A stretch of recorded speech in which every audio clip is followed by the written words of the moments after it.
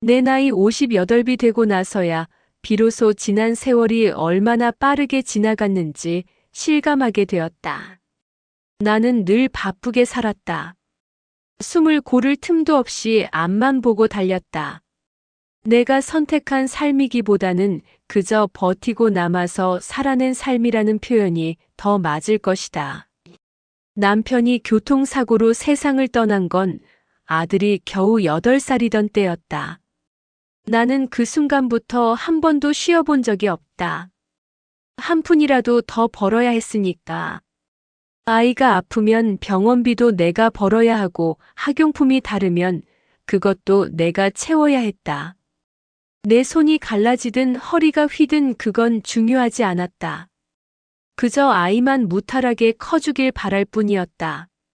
다행히 아들은 밝고 착하게 자라주었다. 세상에나 20살이 된 아들은 올해 군대에 갔고 나는 그날 혼자 집에 돌아오다 버스 창가에 앉아 조용히 울었다. 슬퍼서가 아니라 내 역할을 조금이라도 덜게 된 것 같아 홀가분하면서도 텅 빈 마음이 동시에 밀려왔기 때문이다. 그날 밤 집에 홀로 앉아 생각했다. 이제 나는 무엇으로 또 살아갈까? 하지만 현실은 늘 똑같았다. 나는 일을 멈출 수 없었다. 대기업 건물 청소를 하면서 하루하루 겨우 살아가던 내게 관리소장이 어느 날 말을 건넸다. 금난시 성실하니까 내가 한 군데 더 소개해 줄게.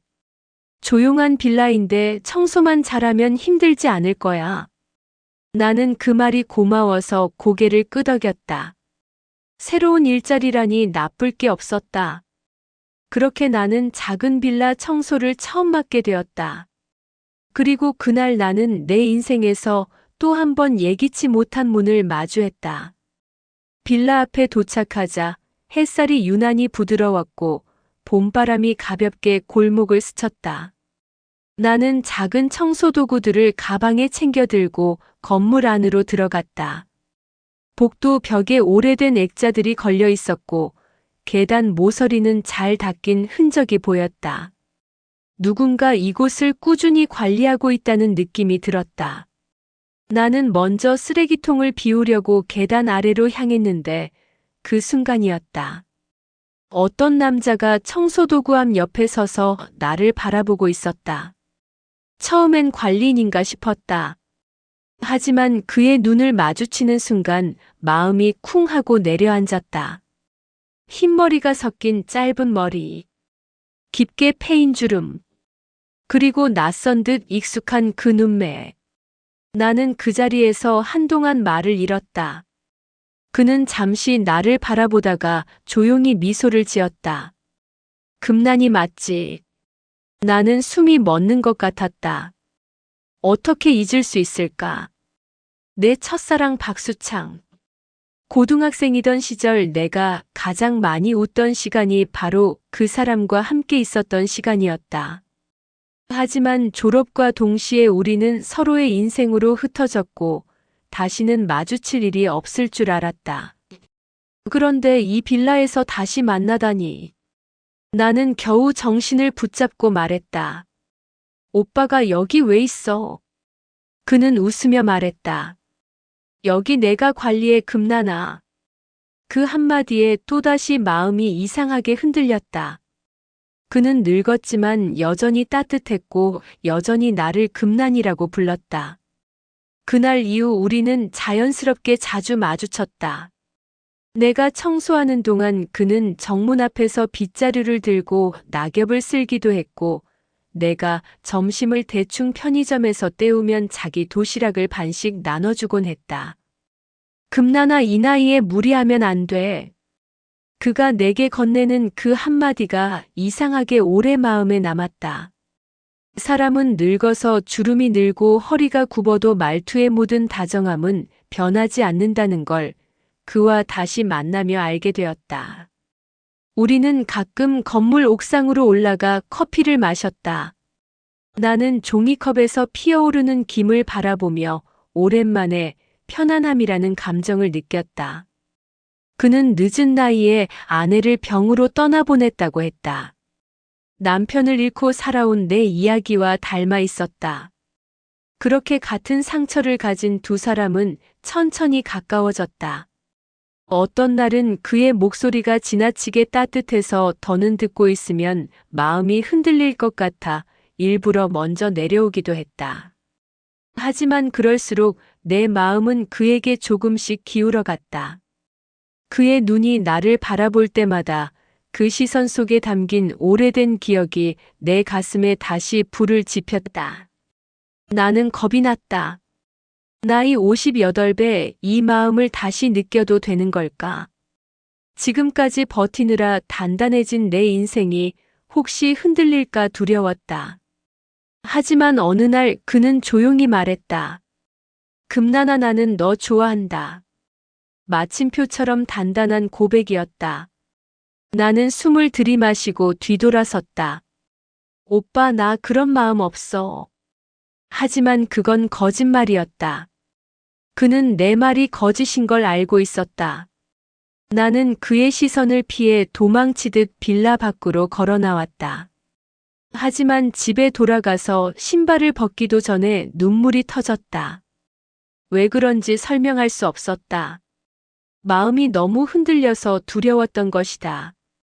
다음 날 나는 빌라에 일부러 천천히 갔다. 그가 혹시 나를 기다릴까봐, 아니면 혹시 기다리지 않을까봐. 여전히 마음이 복잡했다. 빌라 앞에 도착했을 때 그는 조용히 서 있었다. 전날보다 더 말라 보였다. 나는 입술을 깨물며 그를 바라봤다. 그는 아무 말도 하지 않고 나에게 다가와 아주 천천히 말했다. 금나나, 내가 너를 불편하게 했으면 미안하다. 나는 그 말에 마음이 무너졌다. 그가 나를 힘들게 한 것이 아니라 내 마음이 나를 힘들게 했던 것이다. 나는 조용히 말했다. 오빠, 나 무서워. 그는 미소를 지으며 말했다. 나도 그래, 금나나. 하지만 이제는 도망치고 싶지 않다. 우리는 그날 처음으로 서로의 눈을 오래 바라봤다. 그리고 나는 깨달았다. 나도 이 마음을 더 이상 숨길 수 없다는 것을. 그날 이후 우리는 조금씩 가까워졌다. 하지만 그럼에도 내 마음 한구석에는 늘 의문이 있었다. 왜 그는 혼자 빌라 관리를 하고 있는 걸까? 왜 혼자 조용히 살아가고 있을까? 어떤 날은 그가 손에 오래된 열쇠 꾸러미를 들고 빌라 복도를 천천히 걸을 때 이상한 생각이 들었다. 이 열쇠들은 무엇을 열기 위한 것일까? 그 열쇠가 그의 인생의 문이라면 그 문 너머에는 어떤 이야기가 있을까? 그러던 어느 날 나는 우연히 어떤 사실을 듣게 되었다. 관리소장이 나에게 가볍게 말했다. 금난씨, 그 빌라 알지? 주인 참 착해. 나는 순간 무심코 되물었다. 주인이 따로 있어요. 관리소장이 웃으며 말했다. 그 사람 말이야, 박수창 씨. 나는 손에 들고 있던 쓰레기 봉투를 떨어뜨릴 뻔했다. 뭐라고요? 관리소장은 아무렇지 않게 말했다. 몰랐어. 금난 씨가 청소하는 그 건물도 다 그분 건물이야. 그 동네에 몇 채 있어. 진짜 성실하게 산 분이지. 나는 그 말을 듣고도 한참 동안 움직이지 못했다. 그는 관리인이 아니었다. 그는 이 모든 건물의 주인이었다. 그런데 왜 자신이 직접 청소 도와주고 낙엽을 쓸고 쓰레기통을 비웠던 걸까? 그는 언제나 조용했고 내가 무거운 걸 들면 아무 말도 없이 옆에서 대신 들어주었다. 그의 손은 늘 거칠었고 그 손에 부착된 힘은 내가 상상한 것보다 훨씬 부드러웠다. 그런데 그는 사실 가진 게 많았던 사람이었다. 그건 돈이 많아서가 아니라 마음이 많은 사람이었기 때문이다. 나는 집에 돌아가는 길에 문득 눈물이 흐르는 걸 느꼈다. 누군가 나에게 이렇게 진심으로 마음을 써준 적이 있었던가. 그는 나를 돕는 척한 것이 아니라 진짜로 내 삶에 다가온 것이었다. 그 사실을 안 순간 나는 그가 더 이상 멀리 있는 사람이 아니라는 걸 깨달았다. 세상에서 가장 단단한 마음은 화려한 사람에게서 나오는 게 아니었다. 조용한 사람에게서 나왔다. 그 사람처럼, 내 첫사랑처럼. 나는 그날 밤 잠을 이루지 못했다. 그가 가진 사람이었고, 그가 많은 것을 숨긴 채 내 옆에 있었다는 사실이 나를 흔들어 놓았다. 하지만 이상하게도 배신감은 들지 않았다. 오히려 그가 왜 그토록 조용했는지, 왜 나에게 자신의 삶을 자랑하지 않았는지 이해가 되었다. 그는 내 앞에서만큼은 가진 척하지 않으려고 했던 것이다. 그의 추운 눈빛이 떠올랐다. 그리고 그 눈빛 속에는 내가 본 적 없는 고독이 숨어 있었다. 나는 생각했다. 그 사람은 혼자였다. 건물 몇 채를 가진 부자였지만 그는 마음 둘 곳이 없었던 것이다. 나는 손등으로 얼굴을 가볍게 쓸어내렸다. 그리고 문득 깨달았다. 그는 나에게 자신이 가진 모든 것보다 마음을 먼저 건네려 했던 것이다. 그 생각이 들자 가슴이 뜨겁게 차올랐다. 다음 날 빌라에 가니 그가 평소처럼 나를 기다리고 있었다. 하지만 그는 조심스러운 눈빛으로 나를 바라보았다. 어제 내가 관리소장에게 들은 말을 이미 눈치챈 듯한 표정이었다. 나는 그에게 다가가 조용히 말했다. 오빠 어제 들었어. 그는 숨을 들이쉬고 나를 바라보았다. 괜찮아, 금나나. 나는 그의 말이 오히려 가슴을 더 아프게 했다. 그는 자신이 가진 것이 드러난 것이 미안하다는 듯 했다. 하지만 나는 고개를 저었다. 오빠 왜 나한테 말 안 했어?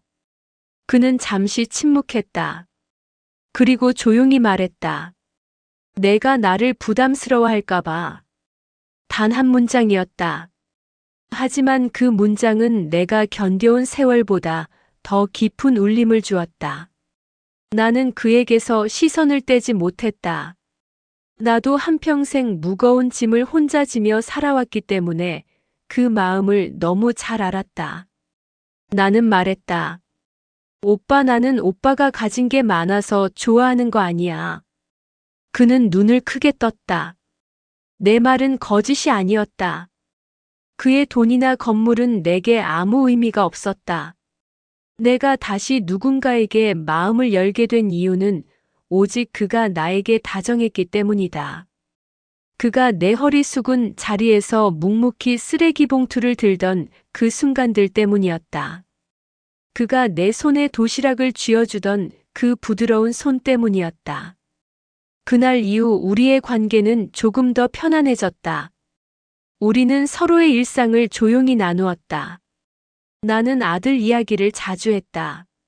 아이가 군대에서 보내온 첫 편지가 왔을 때 나는 오빠에게 먼저 보여주었다. 그는 편지를 읽고 미소를 지으며 말했다. 금나나, 내 아들은 내 마음을 닮았어. 그 말이 너무 따뜻해서 나는 한동안 말을 잇지 못했다. 그는 아내를 떠나보낸 후 홀로 오래 살았다. 그 역시 어둡고 텅 빈 시간을 견뎠다. 우리는 서로의 상처를 알아보는데 많은 말이 필요하지 않았다. 어느 날 그는 내게 작은 상자를 건넸다. 나는 의아해하며 상자를 열었다. 안에는 오래된 손목시계가 있었다. 은색 테두리가 희미하게 달아 있었지만 고급스러운 느낌이 남아 있었다. 그는 말했다. 금나나, 너 줄게. 나는 황급히 손을 저었다. 오빠, 나 이런 거 못 받아. 그의 표정이 부드럽게 풀렸다. 금나나, 이거 새 거 아니야. 우리 아버지가 쓰시던 거야. 너한테 가면 좋을 것 같아서. 나는 시계를 들고 한참을 바라보았다. 유난히 따뜻한 무게가 느껴졌다. 그는 자신이 가진 것 중 가장 귀한 것을 나에게 건네고 있었다. 나는 마침내 고개를 끄덕였다. 고마워, 오빠. 그날 우리는 오랫동안 말없이 나무 아래 벤치에 앉아 있었다. 바람이 잔잔하게 불고 햇살이 조용히 떨어졌다. 아무 말이 필요 없었다. 계절이 천천히 여름으로 넘어갈 즈음 그는 나에게 아주 작은 부탁을 했다. 금나나 주말에 시간 있으면 나랑 어디 좀 가줄래? 나는 놀라며 물었다. 어디 가려고? 그는 빙긋 웃었다. 가보면 알아. 나는 오래간만에 설렘을 느꼈다. 주말 아침 그는 차를 몰고 나를 데리러 왔다. 차는 오래된 모델이었지만 깨끗하게 관리되어 있었다. 그는 천천히 산 쪽으로 차를 몰았다. 나는 물었다. 오빠, 우리 어디 가는 거야? 그는 조용히 말했다. 우리 아버지 산소가 있는 데야. 나는 순간 말을 잃었다. 그가 나를 그곳에 데려간다는 건 그의 삶에 깊이 들어오라는 뜻이었기 때문이다.